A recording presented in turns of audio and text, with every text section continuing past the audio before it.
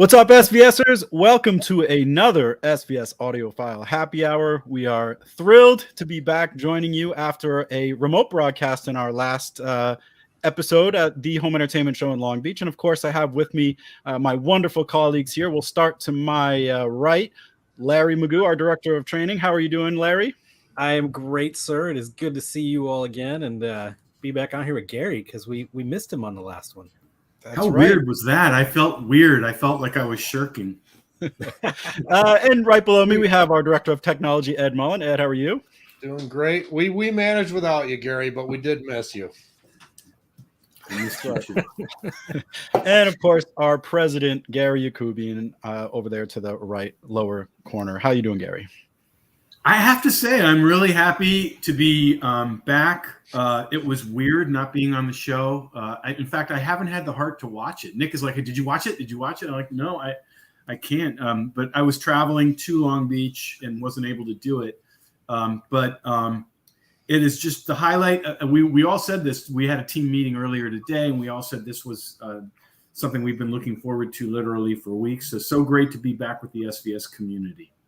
And of course, welcome to them. I mean, I'm seeing Kansas, Ohio. I think we saw a couple Maryland, some Arizona, Atlanta. Love it. In there, 100 great energy. New Mexico. Yeah, so love to see those. So welcome to everyone there from all over the country and the world. Obviously, we love to see you. So we have some fun things to do today. We're going to break a little bit of news, although if you've been watching our site and getting our newsletters, it may not be breaking news, but we're excited to talk about a new product and, of course, get into some content discussions as well. But first, as we always do, let's talk about the giveaways for the evening. And for those who are maybe joining for the first time, all you got to do to be eligible, leave a comment. So you're saying where you're from or you have a question, post it up in the comments. You will be eligible. Pick names at random, get your information, and we'll ship those out tomorrow. So be listening for your name. When we do the giveaways, we'll announce them ahead of time. And Larry, what are those fantastic giveaways today? Well, they are fantastic, as you said, sir. We've got a pair of Prime wireless powered bookshelf speakers we're going to be giving away, followed up by a PB1000 Pro subwoofer, then a pair of Prime bookshelf speakers. And then we're going to end the night with an SB2000 Pro with a set of the SoundPath subwoofer isolation system to go with it. So going to get everything you need right out the door right there.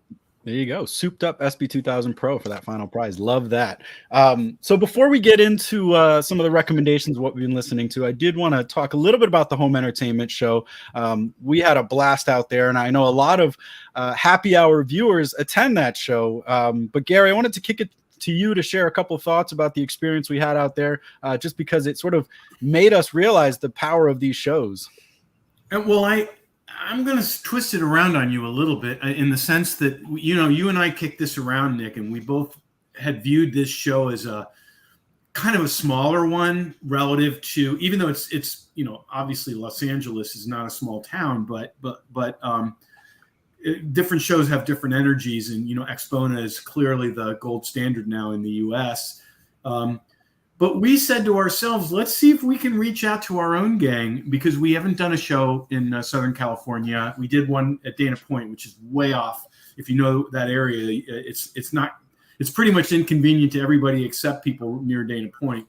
So we thought, let's see if we can, kind of generate a little bit of excitement for people to come who care about us. And if we get meet some new people that didn't know we were even going to be there, great.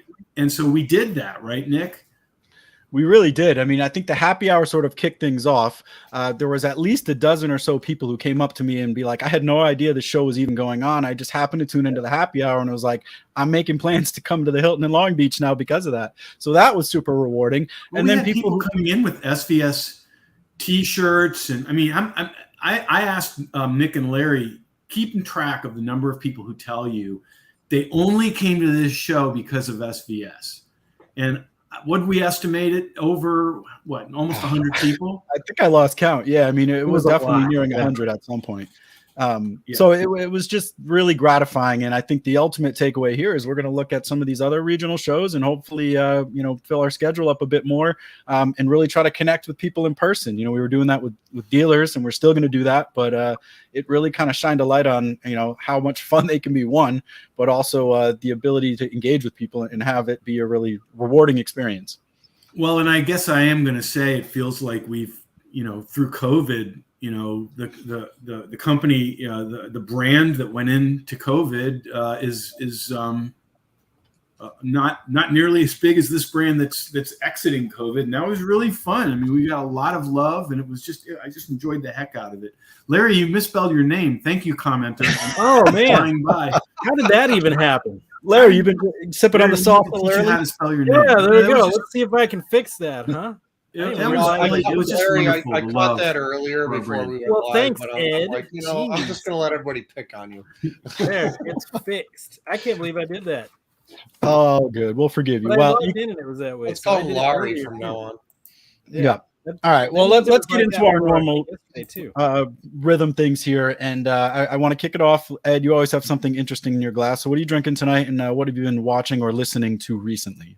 Well, we have not been immune from the heat wave. So this is Powerade Zero with lots of electrolytes in it and maybe a little bit of vodka too. So I get the twofer on this one. That's all it's good. Got electrolytes. What have I been watching? Yeah. We wrapped Stranger Things part 1. Amazing. No spoilers. No spoilers. And we also wrapped The Boys, which in my opinion is brilliant satire, but it is depraved. There's just no other way to describe that show. Carl Urban and Anthony Starr just kill it. They just bring it on that show. Acting's amazing. So if you can tolerate it, tune in. Not for the squeamish. That's what I've heard. Not for the squeamish. All right. And Gary, before Larry steals any of your thunder, I know you had some thoughts on Stranger Things. No one's noticing that I spelled my name wrong. It's hurting my feelings. There we go. Need to change it back. Join the club. Okay. Am I talking about what You're up. I queued you up. I know you had some thoughts about. No. I'm going to talk about a couple of shows, and then I'm going to talk about music. I think Stranger Things is absolutely awesome. I only have watched one episode, so I'm watching you commenters. Do not spoil it for me. Don't be that person that spoils. My gosh, that one episode was a constant demo. Dolby Atmos was really convincing. Anyone who thinks you can't stream Dolby Atmos and enjoy it, watch that first episode of Stranger Things in full on Atmos. It's just phenomenal. And then the other show I'm watching, which is not nearly in the same vein, but I think is really good, is Love on the Spectrum, which is another Netflix series. It's a documentary of people on the spectrum trying to date, and it's really pretty touching. So I am going to give my recommendation to it, even though I know it's not a normal SVS demo thing. I think it's really good, thoughtful, and you'll probably be touched by it. And then the other one that I really did want to talk about today was the new, relatively new, not that new anymore, Kendrick Lamar, what do you call him now? Album? The new Kendrick Lamar album. It is, if anybody is wondering whether great music is being made right now or whether hip hop music is capable of really great music, take some time and listen to that. Even if you don't fully connect to it, you'll get why people just adore Kendrick Lamar.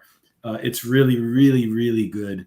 Very thought-provoking. It is disturbing at times.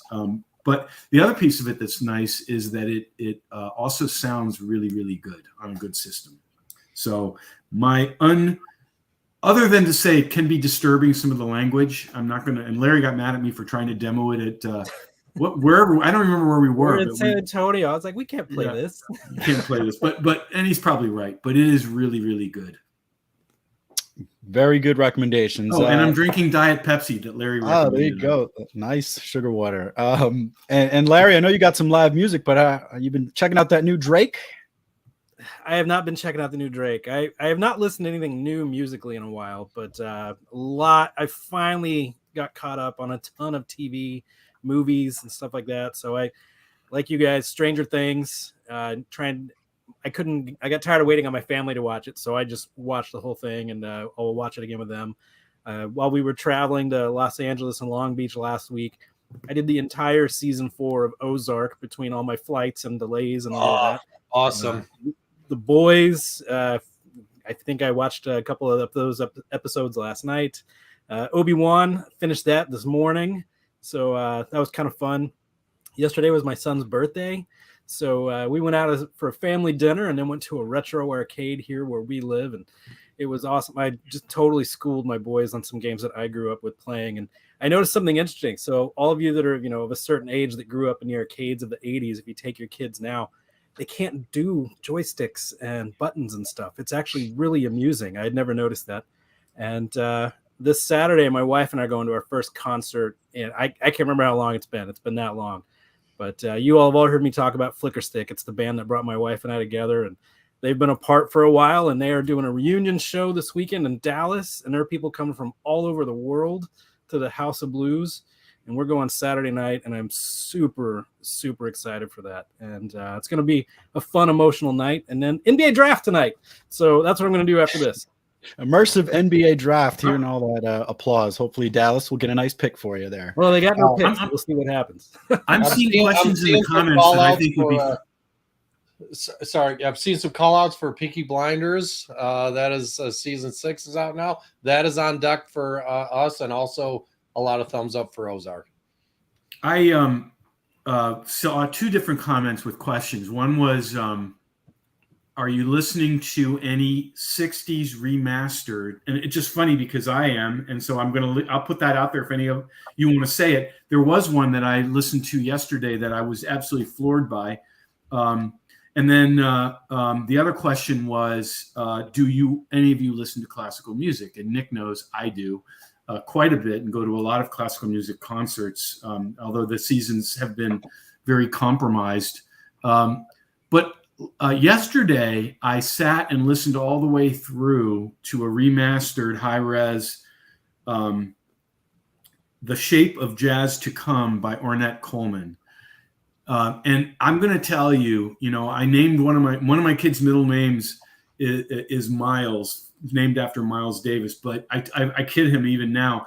If he had been born 10 years later, I would have named him Ornette, not Miles, which would have been a problem, I think, for everyone. I absolutely adore Ornette Coleman, and Shape of Jazz to Come is his best. And there's on Qobuz anyway, I was able to hear full high-res versions of that album, and really, really special. And as far as classical music, again, I'm using Qobuz to explore all these different performances of, in this case, probably one of the greatest accomplishments in classical music is Beethoven's what are called the late quartets, which are the string quartets he wrote basically very, very close before he died. And he was deaf writing these things, and they're absolutely from heaven. And the performance I've been listening to is by the Albin Berg Quartet, which I had to pick one. And back in the day of CDs, if you're going to get all those, you're going to pay a couple $100. So you got to pick one. And I didn't pick that one. And now I get to listen to it and hear it in all its sound glory. It's amazingly played, and would be a learning experience for anyone who wants to learn about classical music. And the sound was, I thought, totally great. Very good. Deep cuts there. So for you classical music and jazz fans, there's some nice recommendations. Well, I'll keep mine short since you guys had so much. I didn't realize I stepped on you. I'm sorry, Nick. You did not. I hadn't started yet, but I don't think mine are that Nick, what have you been listening to? Mine are more comic relief. So I got invited to a concert. One of my wife's friends, and I love you, Alex, invited me to go see Dave Matthews Band. And I had never seen them in a very long time, and it wouldn't have been my first choice. But the best thing that came out of the show was a joke that my friend made, was when they had been playing for about 2.5 hours, and they were changing tracks. Like, oh, finally they got to the second song.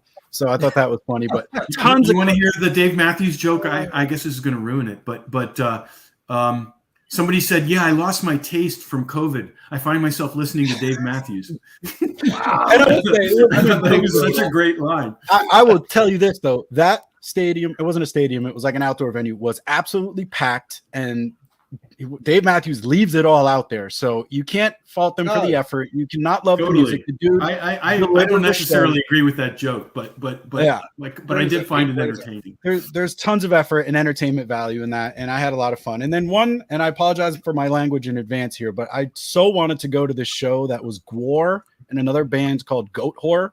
And I have no idea what the show would have been like, but my only reference to Gwar is from Beavis and Butthead and sort of like their big stage costumes and whatnot. And I just thought that would have been such an amazing show to kind of experience as like a otherworldly kind of thing.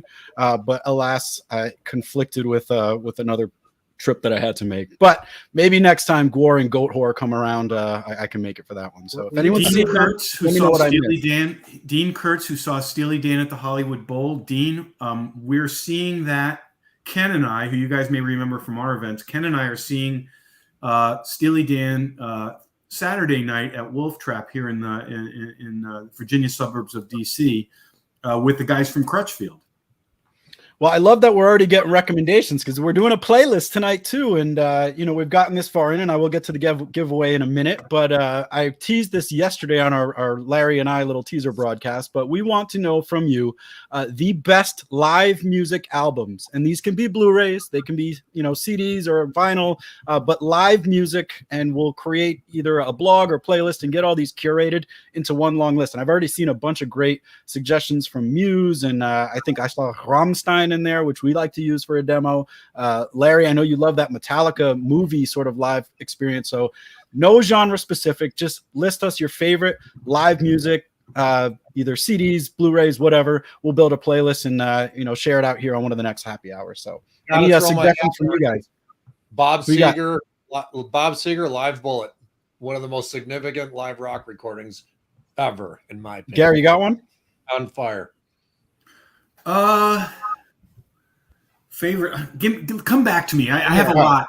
Come back to me. I think yes, I do. No, I do. I know what I'm going to say. As far as live Blu-rays, I have two big favorites. One is 9 Inch Nails Live and All That Could Have Been, which documents their tour of The Fragile, and it's really amazing. Although it's a DVD, it's not a Blu-ray.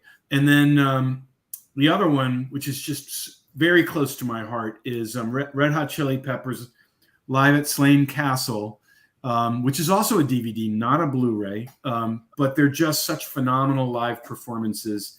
And, Red Hot Chili Peppers are about to come to the U.S. and do a stadium tour. And I'm going to make the case that is the best live band of all time. I'll make that case when John Frusciante, who's their guitar player, is with them. So that's my recommendation. If you get a chance, go see him. I'm surprised you didn't say Bjork. That Bjork live dude where she dresses like an amoeba. That's it clears the room in our consumer shows. People don't. I love Bjork. Don't seem to like it as much as I do. Yeah.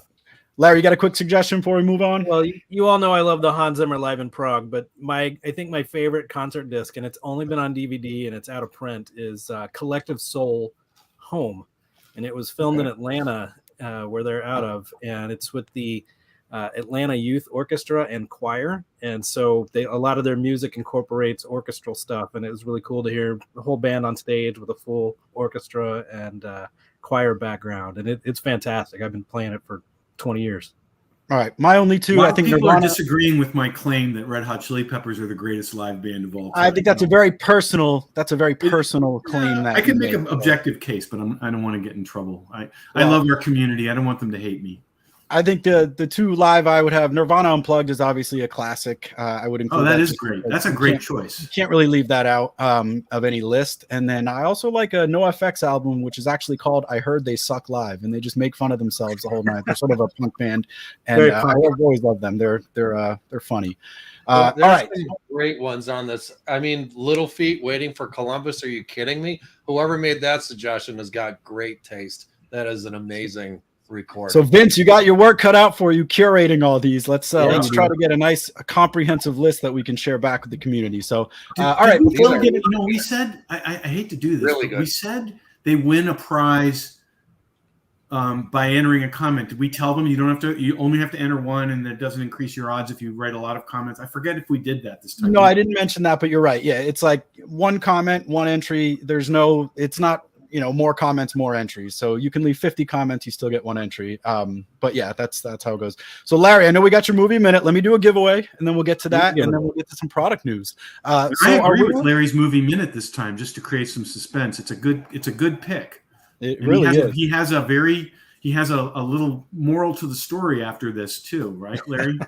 Absolutely. Yes. That is true. All right. Our first winner of a Prime Wireless powered speaker system is Joshua Gessner. Congrats on your new Prime Wireless speakers.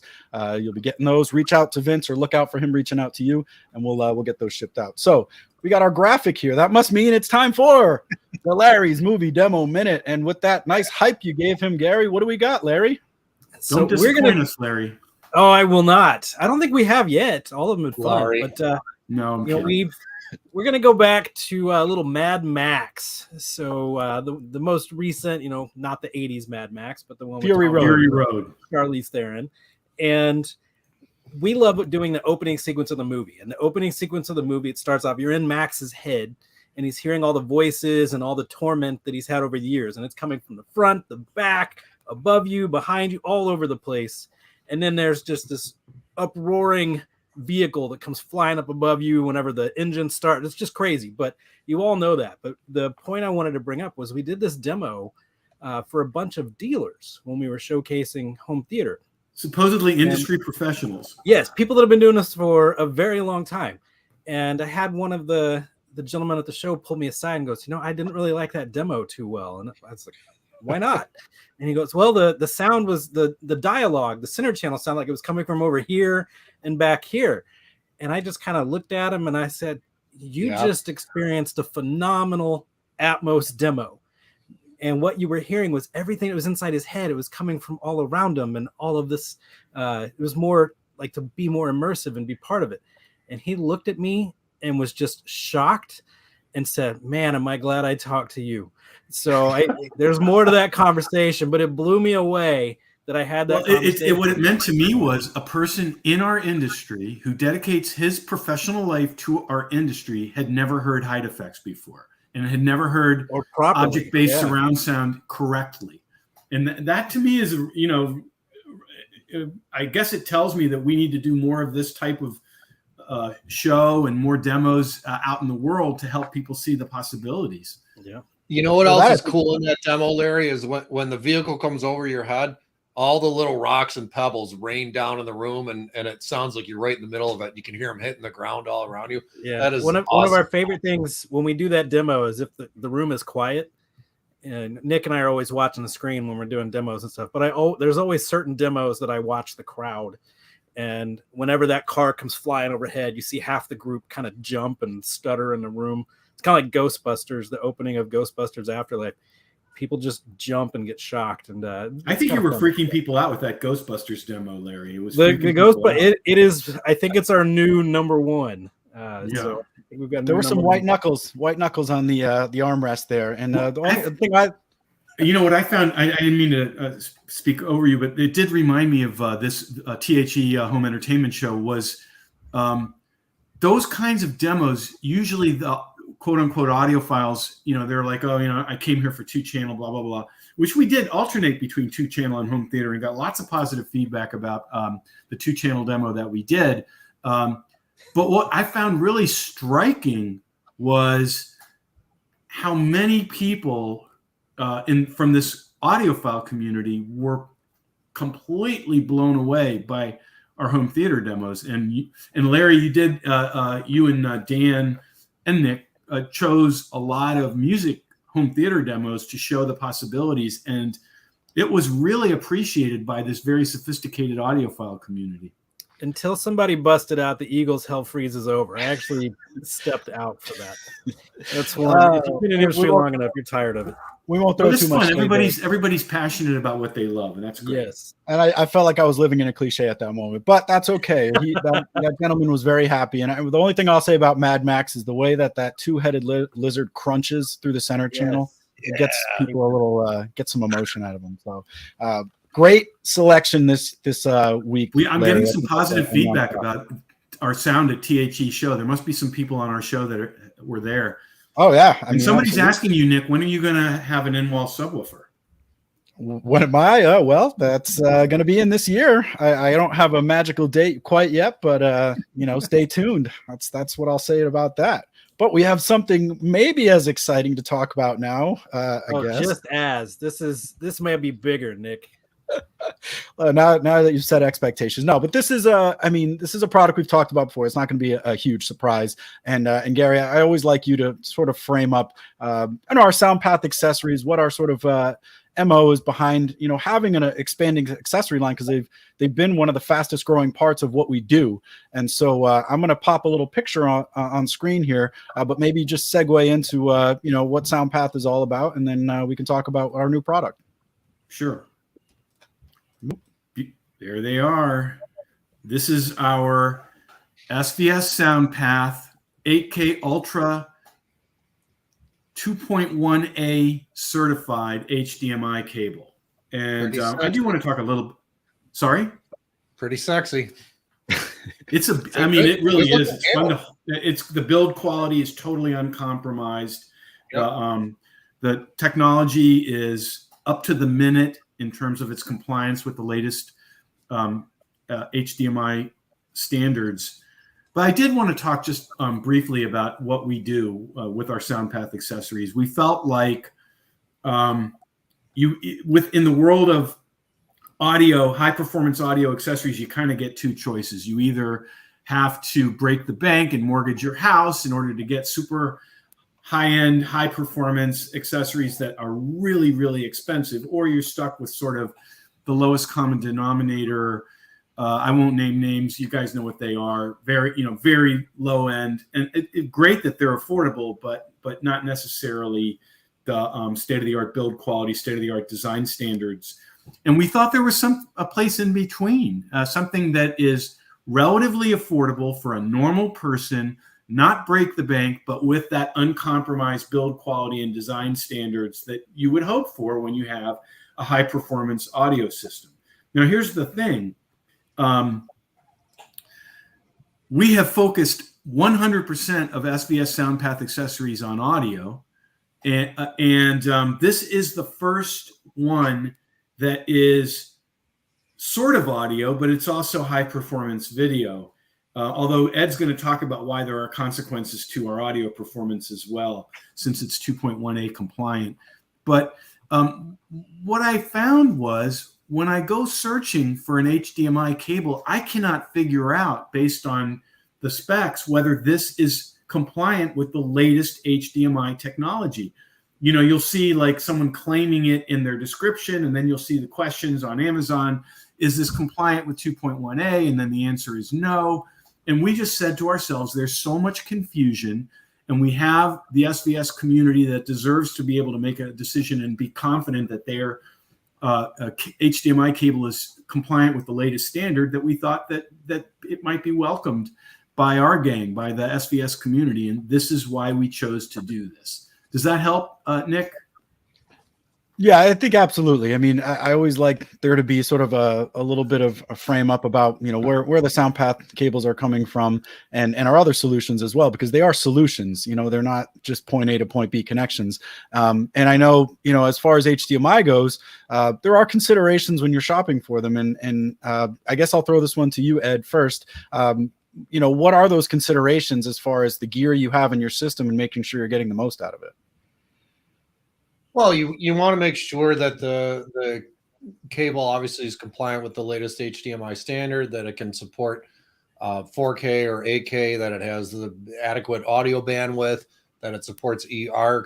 I mean, this is really just the AV codecs are moving so quickly that, as Gary stated, we really wanted to have a cutting-edge, state-of-the-art cable that supports all the latest video codecs. So it's as future-proof as it can be with respect to supporting everything that's on the horizon for audio and video in the HDMI realm.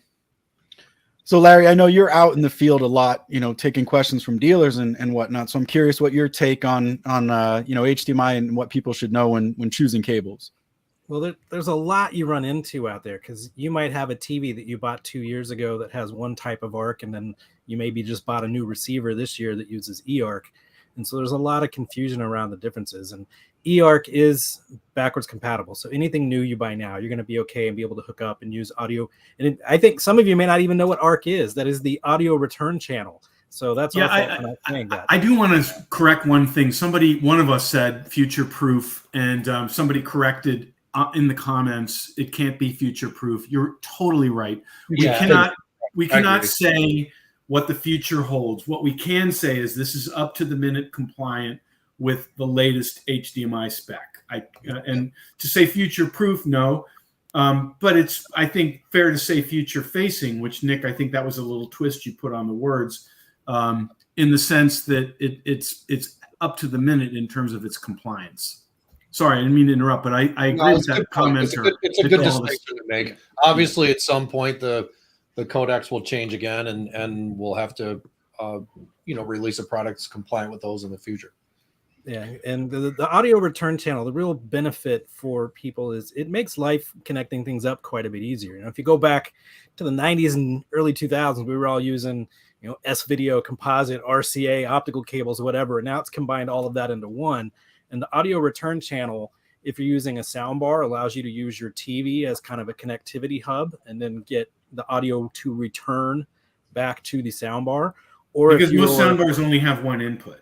Yes, so that's where you're stuck with eARC or ARC, and eARC supports Dolby Atmos. And it actually, if the streaming platform chooses to, it can support DTSX and other formats, because it's got Ed, what was the bandwidth comparison between the two? I didn't even know this. It was for the audio bandwidth for ARC, it's 1 megabits per second. For eARC, it's staggering 37 megabits per second. So a massive bandwidth improvement for eARC. And so it's dramatically better in terms of its ability to do high performance audio, which I thought was I didn't realize it was that much better. The latest ARC standard, which is called eARC. Many channels. And one commenter wrote what eARC stands for, which is Enhanced Audio Return Channel. Basically, your TV is sending the full resolution audio back to your surround sound bar, or could be your receiver if you have it set up that way. Yeah, and we're kind of making it sound like all this really has to do with audio, and it doesn't, because as you move further along into technology with HDMI, if you have a 6-year-old HDMI cable, the odds that it can pass even HDR for your video are pretty low too. So that's a great point, Larry. There's other benefits to having an up-to-date, in this case, a 2.18 HDMI cable, so that it can take care of all your video needs, all your audio needs, and even control. And I think a lot of people aren't aware that it does that too, where it's one cable between your devices. And if you have a soundbar or even a receiver, if you adjust your TV volume and everything's set up in the menus correctly, your TV remote will now control your audio system, which is really cool. Yeah, and we haven't even gotten into the benefits for gamers, but I know this is a huge thing with gamers in terms of some of the newer consoles and things like, screen lag or issues where the motion's not keeping up. So we're not going to get bogged down in variable refresh rate and some of the things that 2.1A really enhances. But needless to say, the better the cable, the more recent the spec in terms of what they're capable of meeting is going to give you a better gameplay experience, audio, video, etc. So, just keep that in mind. And I did want to clarify one thing. If you're using the regular ARC channel, you cannot pass Dolby Atmos or DTSX, correct? It has to be eARC. Is that correct? Is that what I heard somebody say? Again, every TV that comes out now supports eARC, and probably the last 2-3 years. So it's just the latest standard. That's all. Okay. And I think I'm getting one person wrote their board, so I feel like maybe we've done justice to this. Thank you. We did our HDMI talk for the year. We should do a giveaway now. Yes, we're due for a giveaway. Well, thank you for humoring us. They are available on our site. You'll be able to find them easily right on our homepage. But there you go. That's our newest HDMI. Can we do this with each of these giveaways? including the ones that already happened, can we give an HDMI cable just so they can win that too? Give it to the person who said they were bored, so we can turn them around, pacify them. Can I just ask one more question? Is there these past 8K? Is there any 8K content that consumers can get? Because that's kind of exciting. No, and it's mostly content that you would get from like a Sony or an LG of the world. Yeah, like a demo disc. All right. Yeah. So, but it's coming. The short answer is That's the future-facing part. We're future-facing. We'll do it when we have it. All right. So now something less boring. A giveaway. We are giving away our award-winning SVS PB1000 Pro subwoofer with an HDMI cable, a SoundPath Ultra HDMI cable, and the winner of that is, I love this name, Mike Hammer. Mike Hammer, you won yourself a PB. It's hammer time. Hammer time. Couldn't resist. Just couldn't resist. Sorry, I know it was too easy. That's good. So there you go. Never heard that in his life. Ever. No. Yeah, he's heard that. You're so right. Yeah, like the Mr. Magoo jokes I never heard my entire life. That's why we call you Larry. We call you the Larry. All right, so just another quick reminder, we are doing a playlist. Keep those album recommendations, live album recommendations or Blu-rays coming, and we'll curate a playlist and share that out here in the next couple of weeks. So love all those suggestions that have been coming in. So I'm going to get into, I don't know, are we good for an extended lightning round? Is there anything else we want to hit? Because I got a lot of questions here building up. I think we should do the lightning round. Definitely. All right. Let's dive right in, and I'm going to throw this first one out just into the open. One idea I had, Nick, and I'm sorry to throw a curve at you, but we were talking about these different shows. There's a bunch of towns where we're considering doing shows. I actually thought to myself, what if before we start the lightning round, we just throw out the names of towns and watch the comments. If you knew that we were coming to your town in at an audio show, would you come visit us? What do you think?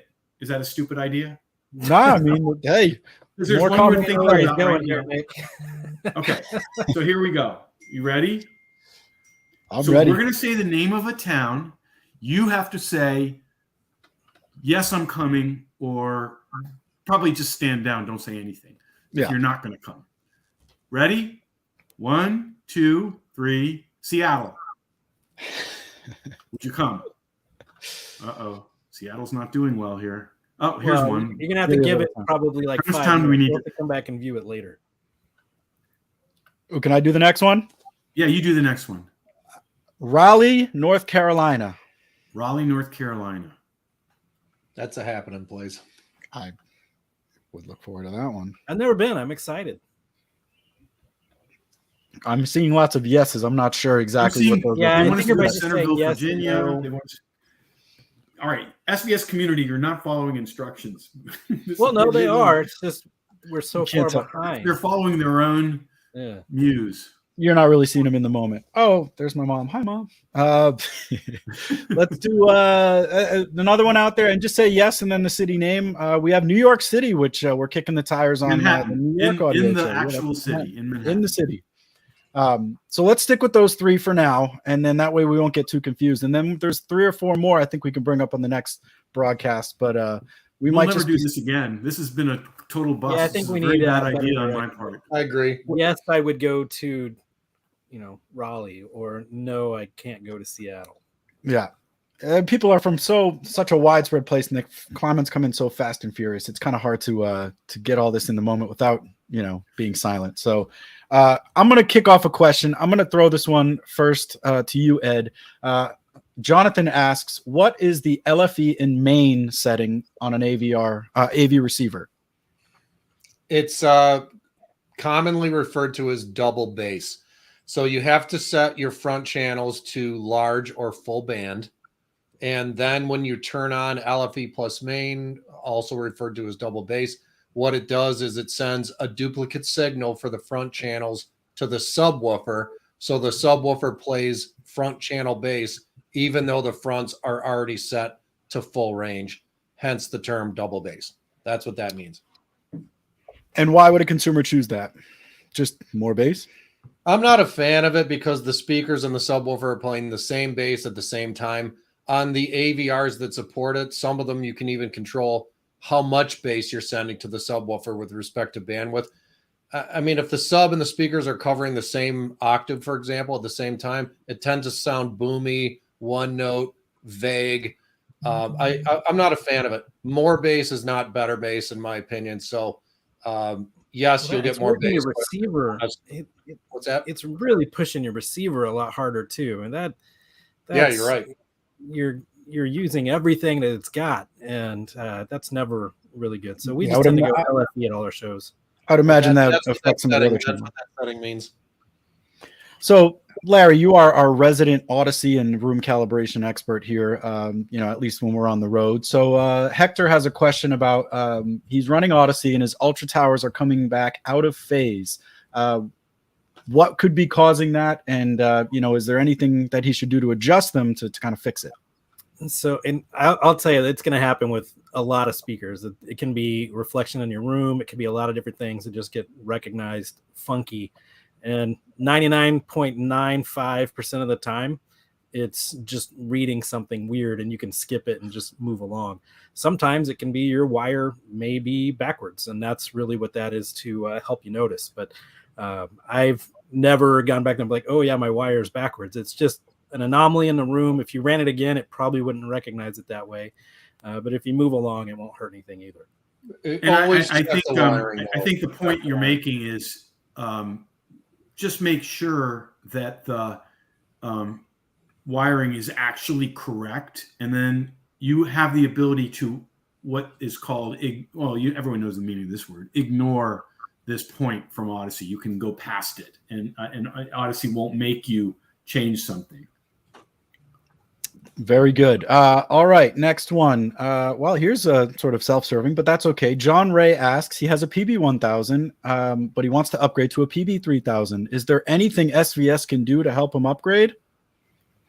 We always take care of everyone. Ed's team is there. All you got to do is call us. We'll figure out a way to make you happy. Reach out to us. We'll explain how the trade-up program works, and we'll get you into that PB3000. We literally do probably 1,000 upgrades a year, maybe more. It's a super popular program with us. Very good. Another subwoofer question. Well, hang on, Nick. I want to go back to calibration. We had something happen in Long Beach that I think was pretty cool. After our broadcast, if you remember, Joe and Tell came in, and so I was kind of teasing you to tell the story so that it wasn't so self-serving. But we do our calibrations just by ear, and I think a lot of you can get to that point too. And we had Joe and Tell from YouTube come in and do microphone and all this stuff in the room, and we were right on. And I thought that was pretty amazing. We were right on the curves that he was looking for, and that really kind of blew me away. So we definitely can help you all out with some calibration tips too. Absolutely. Yeah. He went really deep into measuring to kind of validate what you had done. And he was like, I wouldn't change anything. So, that was good props to get from him. And I know he knows his stuff. So that was really cool. And he's got a YouTube video of it too, which we can post a link for after the show. So James asks, he saw that one of our subwoofers goes down to 16 hertz when you use the port plugs. Is that true? And, what exactly is happening when you're plugging the ports on a subwoofer? Well, Ed, I'll field that one. You're good with this one. Yeah. We look at a say variable tune model with 3 ports. The standard port tune is all 3 ports open. It's about 20 hertz, and that's the physical port tuning of the subwoofer system. If you plug a port, that changes the physical tuning to about 16 hertz, and then you would change the amplifier setting to extended mode, because the amplifier and the port tuning work in conjunction with each other. That's how we've designed the DSP. So to answer your question, yes, in extended mode with 1 port plugged, the subwoofer is flat anechoically, which means basically outdoors, to 16 hertz, and will be even deeper in room, probably 12 or 13 hertz in room. There you go. And that's not a common feature for ported subwoofers, to have that level of sophistication with changing the frequency response. So it kind of is best to having both worlds, sealed and ported when you have that opportunity. Yep. So this is an interesting one that I found. if you're noticing that your bass in your room is somewhat directive or localized, I guess is what we say, where you can sort of tell it's coming from a certain part of the room as opposed to sort of being omnidirectional, what are the best steps you can do to kind of alleviate and make it so it's more of an omnipresent bass experience as opposed to like, I'm hearing my subwoofer coming from over there? And Larry, I'll start with you on that one. Well, there's a lot to do. You know, it's making sure that your settings are correct, your crossovers are correct, you're not overpowering or underpowering in regards to your crossover. Doing the crawl, getting it placed properly is a big one too. And that's something we spend a lot of time on at our events. We've been doing a lot with dual subs, and so I've been getting a lot better at figuring out the right spot to put them. And so it's really kind of making sure that you're putting it at a spot that's not going to maybe resonate a lot in a corner with corner loading. And if you need to put it there, you know, dialing it back some. We don't go to where we're cranking up the output of the subs a lot. We don't plus the channels on those. So if you can really work on trying to blend it with your front stage really nicely. I would kind of go like in a sort of a step-by-step on this. Your first step is to move the subwoofer around if you can in the room. That obviously doesn't cost anything. But sometimes rooms have their own problems. It doesn't matter where you move it, that it's going to be better in your main listening position, but it might not be better all over the room. And Ed, Larry's talking about the subwoofer crawl, which is basically placing the subwoofer, but that also favors whatever your main listening position is. And so if in fact there are parts of the room where it's just overpowering bass and other parts of the room where there's clear suck out, where you can't hear bass at certain frequencies, the really only truly reliable way to fix that is to have a dual subwoofer setup. And that is, you know, it sounds like very self-serving. Oh, you know, we're trying to get you to double your budget, but not really. In that situation with that room, you'd be better off cutting the budget per subwoofer in half and then getting two. Ed, would you kind of sign on with that strategy? Yeah, dual subs obviously will reduce localization, which is what Nick was referring to originally, which is, hey, I can tell where the subwoofer is in the room. A lot of people jumped on the crossover frequency, including Larry. That's great if your loudspeakers support it. If you're running real small speakers that require a high crossover, you're kind of stuck and you might be able to tell where the sub is. But if you're running larger, more bass capable speakers, you can get the crossover down to, you know, say 60 hertz on most channels. And then the sub becomes much harder to localize because it's simply not playing upper bass and lower mid range. Well, we owe a giveaway, so I have another question after that, but our next giveaway is a pair of Prime bookshelf speakers, and the winner of those is... And the HDMI cable. The HDMI cable. But don't try to connect the speakers with your HDMI cable. It will not work. It's just a little bonus for you. Not yet. You can't do that with SVS speakers yet. What is Nick? They're asking what you're drinking, Nick. This is Glendalough. It's like it's a Irish whiskey that's been aged in sherry casks and then bourbon barrels. So very nice. Something I discovered in Ireland, and I've taken a liking to it. So so the winner of those Prime bookshelf speakers is Randall Race. Congratulations, Randall Race. Look out for a message from our colleague, and we'll get those shipped out. So I think, Ed, you had just mentioned crossovers and crossover frequencies, and I had an interesting question here from Brian Myers, and he wants to know what to set the crossovers for his SVS system. His fronts are Prime bookshelf. He's got rear Prime satellites, heights Prime elevation, and a PB2000. And I don't think it's as simple as these are the correct answers, but let's talk a little bit about, you know, running Odyssey and then what sort of goes into that decision making of where those settings should be. Right. Always start with running auto setup, and let's see where the receiver thinks the crossovers should be set.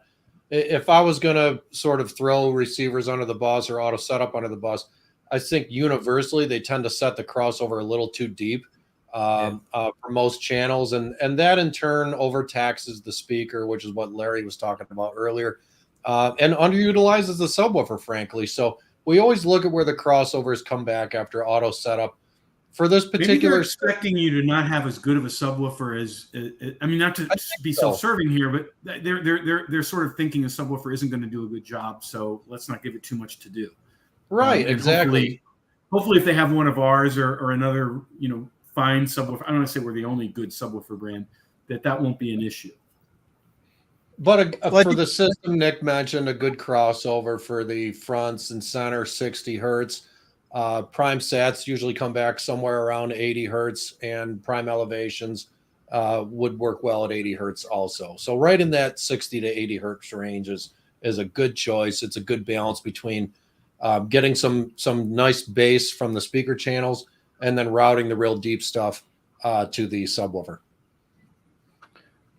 Larry, anything bad about someone's asking, Ed? What does Ronald is asking? Where does the room fit into all this? It really doesn't for this question, does it? Or no? What do you think? Really. Yeah, I didn't think so either.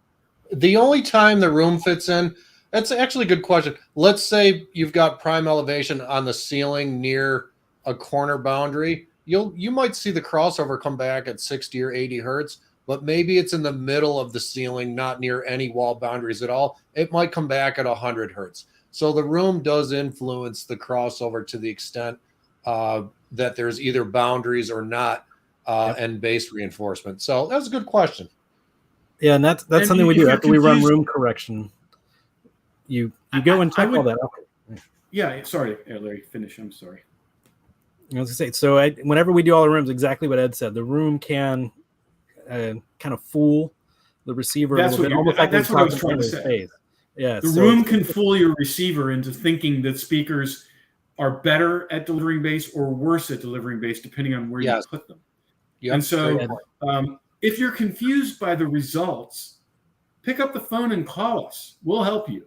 That is exactly what these guys do. Ed and his team do so well, and they're really good at doing it right on the phone or chat, or now we even have our video chat where you can actually show us stuff in your system and we can see it on our screens. That really helps with setup. We're looking at the screen. It's a immediate feedback on how to navigate through the menu. Let's visit this area. Let's make these tweaks.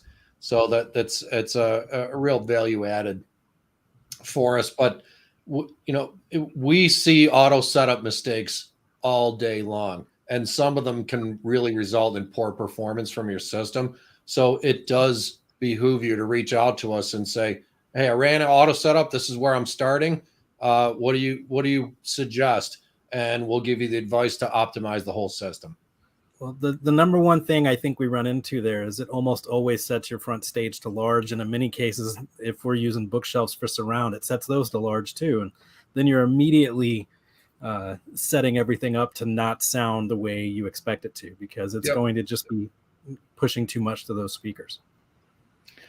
So I saw a couple questions about does your trade-up program take subwoofers from other brands? And no.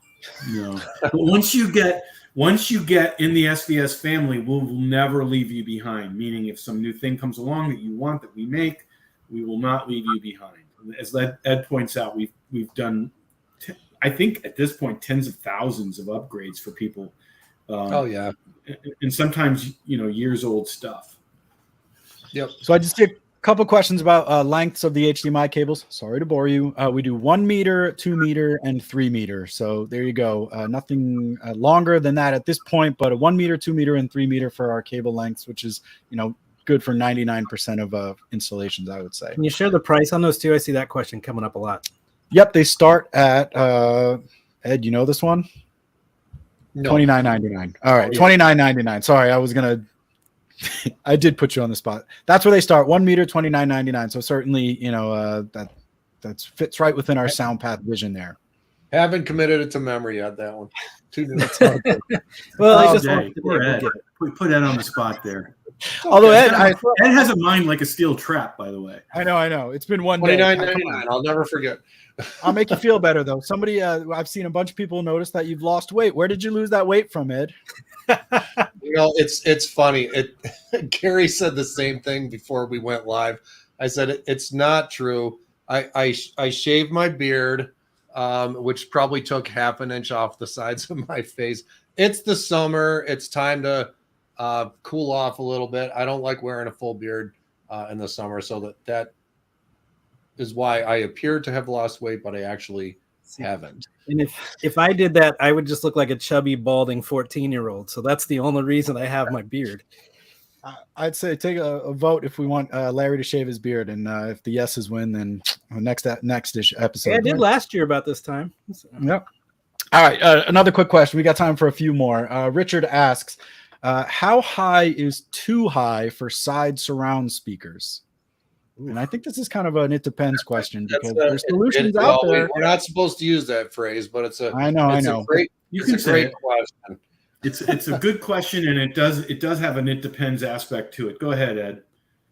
If it's a sort of a legacy 5.1 type system, it's okay to put the side surrounds higher up, maybe 2, even 3 feet above head level, so you get a little bit of a sense of overhead immersion. If you're running a more modern Atmos setup where you've got side surrounds, maybe rear surrounds, and then overhead channels, you really don't want those side surrounds much higher than maybe a foot above head level, because you want the horizontal envelopment and then you want the overhead envelopment. If you move your horizontal bed layer too high, you'll lose that sense of horizontal envelopment. But let's be fair now, because we're aware that people have lives, they have other voting partners, and so home theater technologies generally are forgiving of placement of everything other than the left, center, and right front speakers. If you have to put the surround speakers up higher, then just do it. You can create it, and let us work with you to optimize how you do that so that you can have a great home theater experience. And I think, Ed, you're sort of making the point that the contrast with the height effects would be beneficial if you could do it. But the reality is, if you have speakers high up doing height effects, and you have the surround speakers and they're not as high, but they're above your ear level, it's still going to be a phenomenal home theater experience. Just do it right. We know you have other voting partners in your life in most cases, and you have other lifestyle. Usually, most of us don't have a room that's only for home theater. Some of us do, but most of us don't. And so, the technologies are optimized to allow you to use the room for different things. Life's full of compromises, and audio and home theater systems is not exempt from that.